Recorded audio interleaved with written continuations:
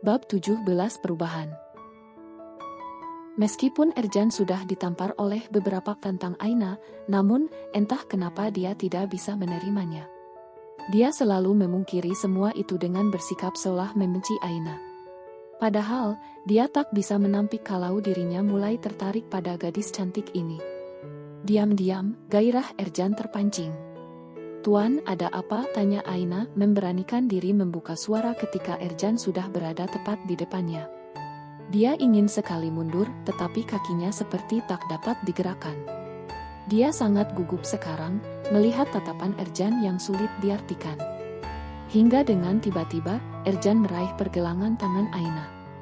Dia terdiam sesaat seraya mendang gelang yang melingkar di tangan kiri istrinya, gelang yang tidak pernah dia lihat sebelumnya. Namun, karena tak mau ambil pusing, Ercan mengabaikan benda itu. "Dari mana saja kamu seharian ini?" tanya Ercan dengan nada dingin, sebab saat dia menghubungi Naomi dan menanyakan keberadaan Aina, ternyata gadis ini belum ada di rumah. Aku. Aina nampak tergagap dalam menjawab, hingga membuat Ercan naik pitam. "Aku menyuruhmu untuk pergi berbelanja, bukan untuk keluyuran." "Apakah kamu tidak paham dengan ucapanku?" sentak Ercan dengan keras, bahkan kelima jarinya mencengkram erat lengan Aina, hingga gadis itu meringis. "Jawab, kemana kamu pergi?" Pria paruh baya itu semakin mentut, membuat Aina kian tertekan. Mau tak mau, akhirnya Aina menjawab dengan jujur, "Aku menemui kedua orang tuaku karena ayah masuk rumah sakit, Tuan." "Apakah itu salah?" Mendengar itu, Ercan terdiam dengan otaknya yang berjalan. Lagi-lagi dia sadar bahwa selama ini dia telah mengurung Aina di rumahnya. Gadis itu tak bisa pergi kemana-mana, bahkan menemui orang tuanya saja susah. Akan tetapi karena Ercan adalah orang yang pantang untuk disalahkan, dia tidak mau mendengarkan alasan Aina. Rasa gengsi Ercan benar-benar mengalahkan segalanya. "Tapi kamu bisa menghubungiku terlebih dahulu. Ingatlah bahwa aku yang memegang kendali atas rumah ini dan isinya, termasuk kamu," tunjuk Ercan dengan mata yang menyalak tajam. Lantas, detik selanjutnya, ia melepaskan tangan Aina dengan begitu kasar, sampai-sampai tubuh Aina jatuh ke lantai. Beruntung, Aina memegang handuknya dengan kuat, jadi Ercan tidak bisa melihat semuanya. "Jangan pernah lakukan hal itu lagi, atau kamu akan tahu akibatnya. Kamu sudah kenal aku kan?" "Aku adalah orang yang kejam," cetus Ercan, sebelum akhirnya dia pergi dari kamar Aina, dengan menting pintu. Sementara Aina langsung menutup matanya rapat-rapat. Tidak, dia tidak boleh marah. Justru dia harus bersyukur karena ternyata Ercan tidak berubah. Hari demi hari berganti, dan selama itu, Ercan merasakan perubahan Aina. Gadis itu jadi terlihat lebih ceria, meski Ercan masih sering memarahinya. Dan kalian pasti sudah tahu apa alasannya. Ya, Gapin adalah satu-satunya sosok yang membuat Aina masih betah berada di rumah utama. Ercan tak mengerti kenapa dia jadi kerap memikirkan Aina. Bahkan, tak ada lagi gairah untuk bercinta dengan wanita-wanita panggilannya.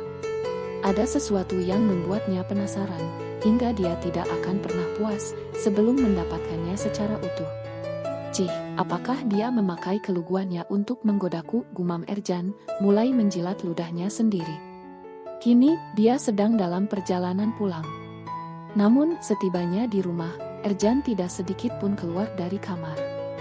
Dia terus mengurung diri, bahkan melewatkan makan malam. Naomi sudah beberapa kali mengingatkannya, tetapi Ercan tetap tak mau mendengar. Sementara Gapin masih ada di bengkel, karena masih mengerjakan beberapa pekerjaan.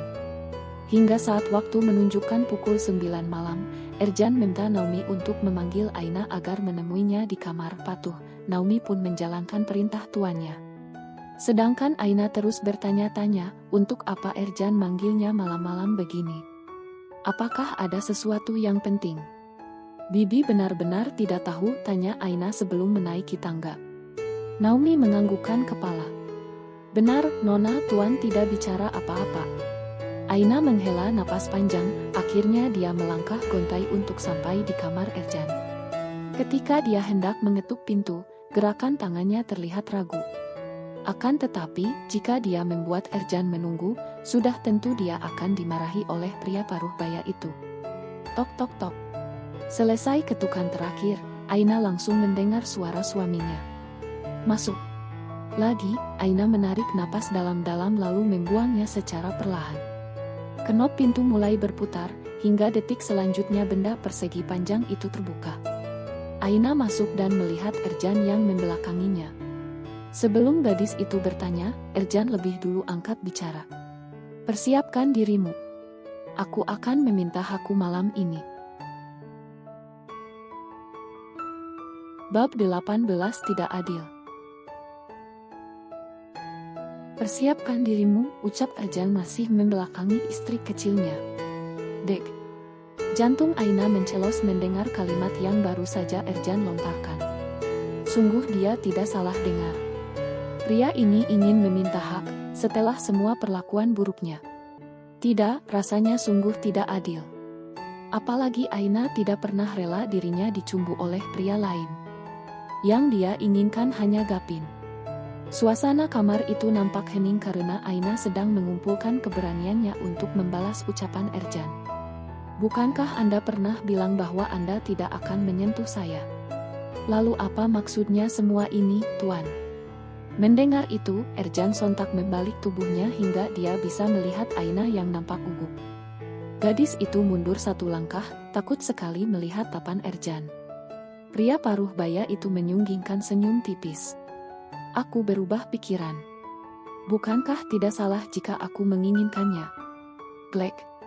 Aina menelan ludahnya dengan kasar. Harus dengan cara apa dia menggalakkan keinginan Ercan? Sungguh, dia tak dapat membayangkan tubuhnya dinikmati oleh pria paruh baya ini, meskipun dia sangat sadar bahwa Ercan adalah suaminya sendiri. Aku sedang datang bulan, ujar Aina mencoba mengelabui suaminya. Padahal dia baru saja selesai datang bulan beberapa hari yang lalu. Itu artinya dia sedang dalam masa subur. Senyum di bibir Ercan langsung lusuh seketika. Dia mendekati Aina dan memegang bahu gadis itu dengan kuat. Jangan bohong, bentaknya. Tubuh Aina kembali gemetar, tapi dia tidak boleh menyerah begitu saja. Aku tidak bohong, Tuan, aku memang sedang datang bulan. Jadi, Anda tidak bisa menyentuh saya, balas Aina dengan tegas. Namun, hal tersebut justru memicu rasa penasaran Ercan. Pria itu semakin merasa tertang. Seperti itu ya. Kalau begitu aku akan membuktikannya sendiri, benar atau tidaknya. Ercan langsung melempar tubuh Aina ke atas ranjang. Kini dia hanya menggunakan handuk kimono yang mudah sekali untuk dilepas. Satu kali dia menarik ikatan yang ada di perutnya, maka Aina bisa langsung melihat seluruh tubuhnya yang masih cukup kekar. Saat Ercan hendak mencium bibir Aina, gadis itu langsung menampar wajah Ercan dengan keras, membuat pria itu mendelikan matanya. Berani sekali kamu menolakku, jalang, bentak Ercan tepat di depan wajah Aina. Plak. Ercan berganti menampar pipi Aina dengan keras, hingga cap tangannya membekas. Lalu setelah itu, Ercan mencengkram kuat rahang Aina. Andai kamu berani macam-macam, maka kedua orang tuamu yang menjadi taruhannya, ancam Ercan, sementara Aina sudah menangis karena diperlakukan begitu kasar. Bagaimana dia bisa ikhlas dan rela, jika Ercan tak pernah sedikit pun bersikap lembut padanya? Jangan salahkan dia kalau akhirnya dia memilih jalan yang salah, karena bersama Ercan ia hanya mendapatkan luka. Aina semakin mengeluarkan cairan bening dari matanya saat Ercan tiba-tiba melemparkan handuk kimono itu ke sembarang arah. Gadis itu mencengkram kuat spray sambil menggeser tubuhnya. Tatapan Ercan bak mata elang yang sedang melihat mangsanya, lalu secepat kilat dia menyerang bibir Aina, membuat gadis itu terbungkam. Tangan langsing Aina sontak memukul-mukul punggung Ercan, sementara ciuman itu semakin menuntut balasan. Aina benar-benar merasa jijik, karena ia tahu Ercan hanya akan menjadikannya budak nafsu. Ouch! Ercan menghentikan serangannya saat Aina tiba-tiba menggigit bibirnya dengan keras. Kedua pasang itu kembali menyalak tajam, sementara Aina menggunakan kesempatan itu untuk segera bangkit. Anda tidak akan bisa mendapatkan sebuah hak kalau Anda tidak menunaikan kewajiban, ucap Aina dengan menggebu-gebu. Dia tidak tahu apa yang akan Ercan lakukan setelah mendengar kalimat itu darinya. Kurang ajar. Sudah semakin berani kamu sekarang. Ercan menarik tangan Aina lalu melemparkannya ke tembok, membuat dahi Aina terbentur. Namun semua rasa sakit di tubuh Aina terkalahkan oleh rasa ingin lepas dari suaminya, sehingga dia bersusah payah untuk menahan semuanya. Ercan mengunci pergelangan tangan Aina. Dia kembali mencumbu gadis itu karena hasratnya sudah naik ke puncak ubun-ubun. Namun, tatapan mata Ercan tiba-tiba melihat ke arah Poto Margin, membuatnya kembali teringat dengan perselingkuhan mantan istrinya tersebut. Semakin Ercan ingat, dia semakin bertambah kesal, hingga gairah dalam dirinya berubah menjadi api amarah. Padahal sebelumnya dia selalu baik-baik saja saat bercinta dengan para wanita panggilannya. Apakah semua ini karena dia melakukannya di kamar utama?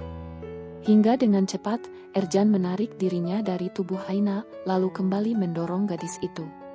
Pergi dari kamarku. Pergi, sialan. Aina sampai terperangah mendengar perintah Ercan.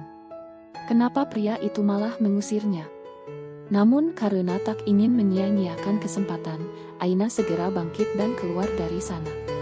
Dia berlari tunggang-langgang membawa kakinya masuk ke dalam kamar. Dan tak berapa lama setelah itu, Gapin memasuki kamar Aina secara diam-diam. Dia mengernyitkan dahi saat melihat Aina sedang duduk di lantai sambil menangis. Sayang, kamu kenapa? Tanya Gapin sambil duduk di hadapan Aina. Melihat siapa yang datang, Aina langsung menghambur memeluk tubuh Gapin. Dia ingin mengubur semua rasa takut atas apa yang baru saja terjadi. Nah, panggil Gapin. Gap, aku ingin melakukannya denganmu. Ayo kita bercinta malam ini, ujar Aina sambil terisak-isak.